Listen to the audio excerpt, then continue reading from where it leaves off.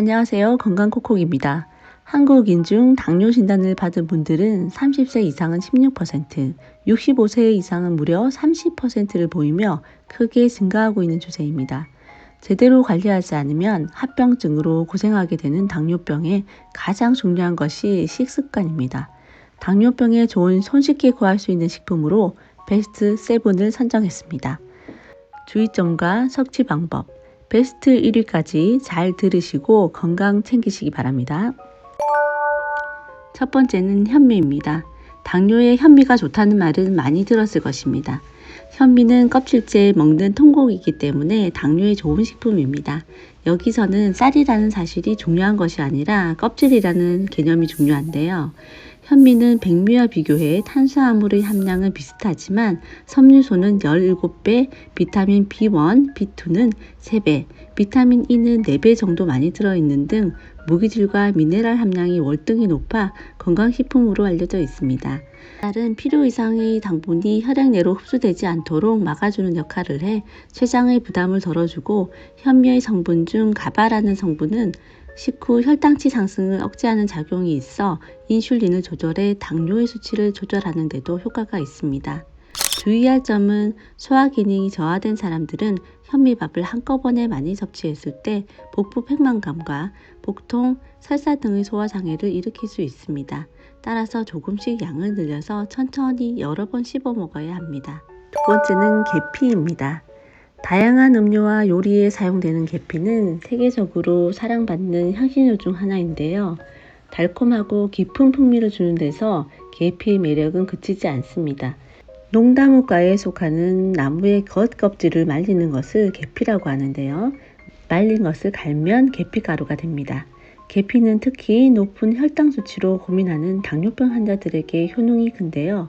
계피에 들어있는 폴리페놀 성분이 인슐린과 유사한 기능을 하여 인슐린 민감성을 높여줄 뿐 아니라 각 세포로 포도당 운반이 원활하게 도와줍니다.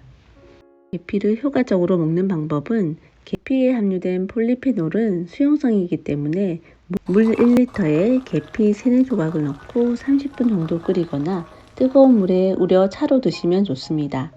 가루로 드실 경우에는 1에서 3g 미만의 양을 추천드리고, 혈당 관리에 도움받으시려면 식후에 섭취하시면 됩니다. 장점이 많지만 주의사항도 있는데요. 따뜻한 성질이 있기 때문에 몸에 열이 많은 분들은 주의가 필요하고요. 계피 중에서도 카시아 계피 속 쿠마린이라는 성분이 혈액을 응고시킬 수 있고 간과 신장을 상하게 할 수 있으므로 한 번에 다량 섭취하는 것은 좋지 않습니다. 세 번째는 병아리콩입니다. 병아리 머리 형태와 비슷해서 이름이 붙여진 병아리콩은 칼슘과 식이섬유, 단백질 등의 각종 영양소가 함유되어 주목받는 식품입니다. 당뇨에는 단백질 섭취가 중요한데요. 병아리콩에는 거의 모든 필수 아미노산이 들어있기 때문에 이는 단백질 품질이 일반 콩보다 우수함을 나타냅니다. 병아리콩은 검은콩, 렌티콩과 유사한 100g당 10.7g의 단백질이 들어있지만 메티오닌을 제외한 나머지 필수 아미노산이 더 많이 함유되어 있습니다. 채식주의자들에게 고기의 대용품으로 이용되기도 하는데요. 쌀과 현미를 2:1 비율로 밥을 지어 드시거나 1시간가량 쪄 놓은 병아리콩 100g과 물 100ml, 저지방 우유를 함께 넣은 후 갈아서 두유로 드셔도 좋습니다. 네 번째는 양파입니다. 양파에는 포도당 대사의 향상성을 유지하는 크롬이라는 무기질이 들어있어서 인슐린 작용을 촉진하고 혈당 조절에 도움을 주는 효능이 있습니다. 혈당을 내리는 작용을 하는 유아프로필, 시스틴 성분은 당뇨 예방과 개선에 도움이 됩니다. 양파에는 항바이러스 작용, 항균 등의 효능이 있는 알리신 성분이 풍부해 바이러스와 세균 등에 대한 면역력을 높여주는데요. 단 주의할 점은 알리신 성분이 들어있어서 매운맛을 내기 때문에 위장이 약한 분은 공복에 취하지 않는 것이 좋으며 살짝 익혀 먹는 것이 좋습니다. 칼륨 성분의 함량이 높기 때문에 신장질환자가 섭취할 경우 악화시킬 수 있으니 과다 섭취를 주의하는 것이 좋습니다. 또한 간이나 담이 좋지 않을 때에는 장기간 오래 먹지 않는 것이 좋습니다. 다섯 번째는 닭고기입니다. 닭고기 속 풍부한 단백질은 혈당을 조절하는 인슐린 호르몬의 원료인데요. 그래서 인슐린 호르몬 분비를 촉진하는 호르몬을 증가시키는 데 도움을 줍니다. 닭고기속 아르기닌 성분은 필수 아미노산의 일종으로 식후 혈당 상승 억제에 도움을 줍니다. 특히 아르기닌은 닭가슴살과 허벅지 살에 풍부하게 함유하고 있습니다. 세종대왕이 닭고기로 당뇨병 치료를 했다는 이야기를 들어보셨나요? 세종대왕은 20대부터 현대의 당뇨병인 소갈병을 앓았는데요. 10년 가까이 약이 되는 음식으로 소갈병 치료를 했다고 합니다. 조선시대에 편찬된 당대 최고의 식이요법서 식료찬요에는 소갈증 치료법의 백운계라고 불리는 흰 수탉을 삶아서 국이나 죽으로 복용했다고 합니다. 기록처럼 세종대왕 역시 백운계 복용을 했다고 합니다. 한의학에서 닭고기는 생체 에너지의 기본 등혈을 보충하고 뼈와 근육을 강화하고 몸이 쇠약하고 소변이 잦은 사람에게 안성맞춤이라고 하는데요. 소모성 질환으로 에너지가 고갈되고 정혈이 마르고 소갈병에 도움이 됩니다. 조리 방법이 중요한데요. 닭고기를 건강하게 먹는 방법으로는 가급적 물을 이용해 삶거나 쪄서 먹는 것이 좋습니다. 여섯 번째는 시금치입니다. 한국인은 서양인보다 췌장의 크기가 작기 때문에 인슐린 분비가 작게 나옵니다. 그래서 한국인의 당뇨병은 혈당이 아닌 호르몬을 잡아야 된다고 하는데요. 우리 몸속에는 8천여 종 약 1000가지 이상의 호르몬 중 당뇨의 중요한 호르몬은 혈당을 조절하는 인슐린입니다. 인슐린이 중요한 두 가지 코티솔과 성장 호르몬이 당뇨 극복의 열쇠입니다. 코티졸 호르몬은 신장 위쪽에서 분비되는 호르몬으로 스트레스를 받으면 스트레스에 대항하기 위해 분비되면서 혈당 수치 증가와 혈압이 증가하게 됩니다. 음식을 먹지 않아도 혈당이 높을 경우에는 코티졸 호르몬을 의심하게 되며 코티졸 수치가 증가하면 혈당도 같이 증가하게 됩니다.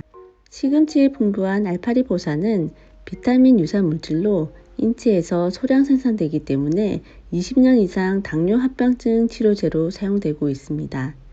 시금치 속 알파리보산은 혈당 강화, 인슐린 저항성 개선에 도움을 주고 당뇨병으로 인한 신경병증, 통증, 미세혈관 손상 예방에 치료 역할을 합니다. 시금치 조리에 주의할 점은 5분간 데친 시금치에 마그네슘 70%가량이 손실되기 때문에 30초에서 1분 미만으로 데치는 것이 마그네슘 손실을 줄일 수 있습니다.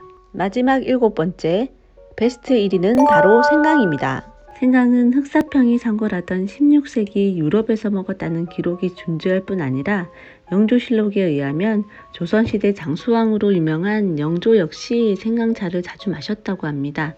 생강이 고혈당 관리에 도움을 주는 이유는 매운맛을 내는 진저롤과 슈가올 성분 때문입니다. 이 성분들은 혈액벽의 손상과 혈소판 응집을 막아주는 항산화 작용을 하고 혈액 내 염증 반응을 줄이는 항염증에도 도움이 된다고 합니다. 특히 인슐린 분비를 원활히 하면서 혈당을 조절하는 역할을 합니다. 가장 강조되는 기능은 당뇨 합병증을 예방한다는 것입니다. 그런데다 생강은 아침에 드시는 것이 좋은데요. 신진대사를 촉진시키고 위점막을 자극해서 소화액을 분비시킵니다. 또한 생강은 포만감을 주기 때문에 식욕 억제에도 탁월해 과식을 줄여 혈당을 억제합니다. 이렇게 좋은 생강은 적은 양으로도 효과가 있습니다. 아침 공복에 사과식초나 홍초에 타서 드셔보세요. 주의하실 점은 위장장애가 심하시면 속쓰림을 유발할 수 있고 따뜻한 성질이기 때문에 열이 많으신 분, 혈관을 확장시키기 때문에 치질과 같은 질환을 가진 분들은 피하시는 것이 좋습니다. 이상으로 당뇨에 좋은 7가지를 알아봤습니다. 도움이 되셨다면 좋아요, 구독, 알람 설정 부탁드립니다.